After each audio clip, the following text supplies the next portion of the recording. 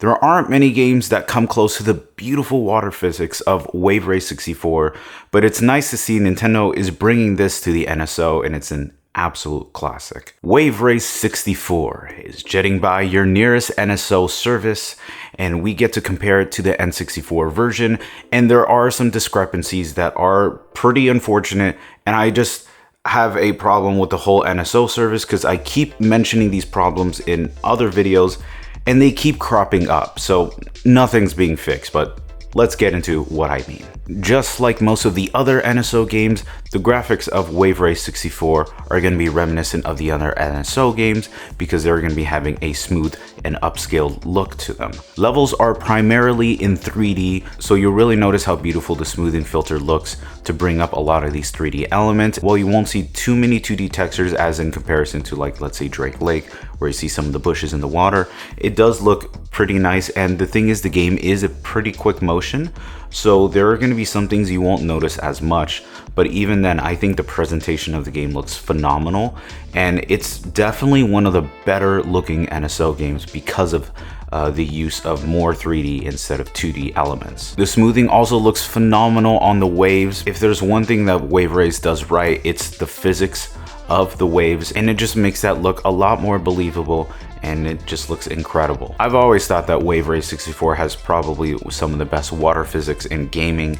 and it's just so nice to see this in a really nice smooth out filter. And oh man, I love Wave Race, man, and there's a lot that's not wrong with it. So I have touched on fog previously on other NSO videos. You could actually check out right here when I was talking about the fog for Legend of Zelda. It's been rectified, by the way, but it's mostly used here specifically in Drake Lake. In the first lap, you're going to be seeing very heavy fog to kind of obstruct some of the obstacles that are going on, and then in lap 2 and 3, the fog starts to clear up and you're able to see the distance. It's rendered nicely and correctly here, and I haven't felt like there were any differences between this specific part on the NSO and the N64.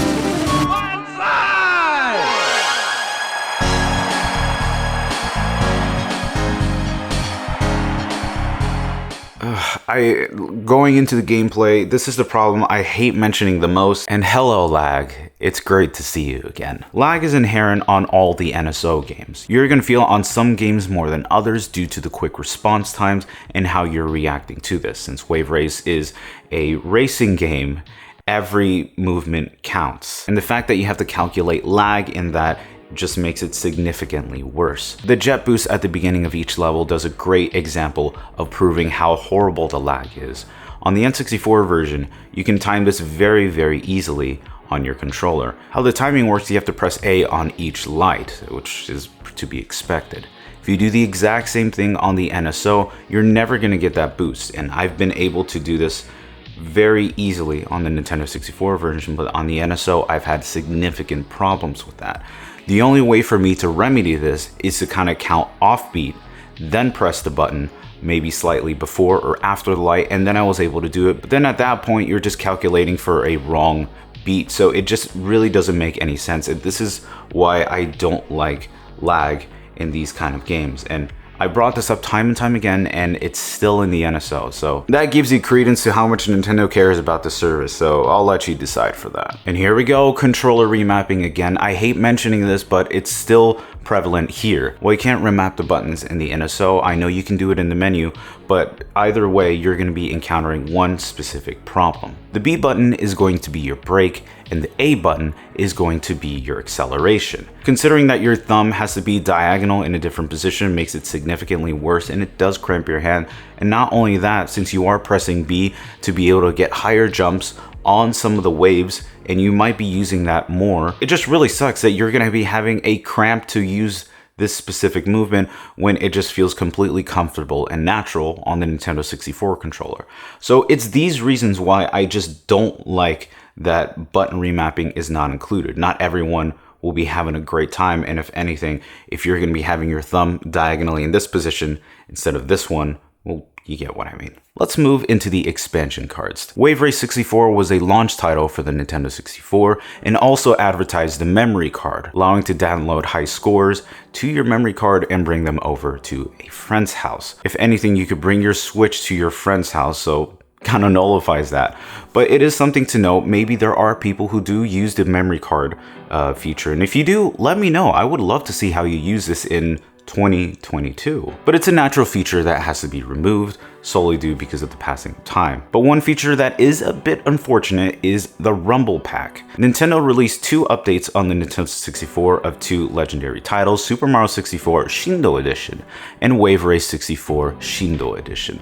Both of them have the inclusion of rumble features, and while this isn't included in the US version by default, it is included in the Japanese version and the Japanese NSO version. So if you do download that, you will have rumble features on that. So it's pretty cool that you're able to get a feature that is from another version, that you get to try that out. It's a standard today, but it's still nice to have rumble control of classic games that really didn't have that.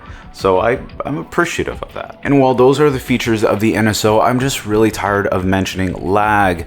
I'm tired of mentioning fog and button remapping. While yes, fog has been fixed, button remapping and lag are still significant problems that Nintendo is not actively working on.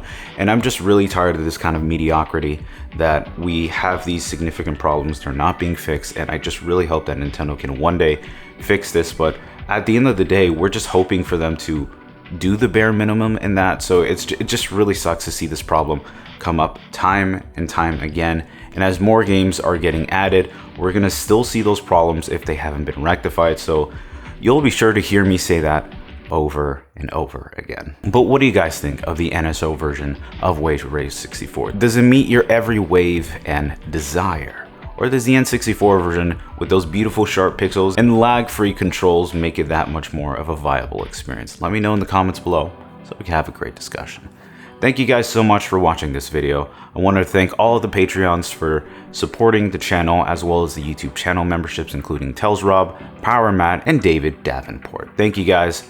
I wanted to say that. And if you want to see other stuff I have them listed right here. Thank you guys. I appreciate it. I'll see you very soon.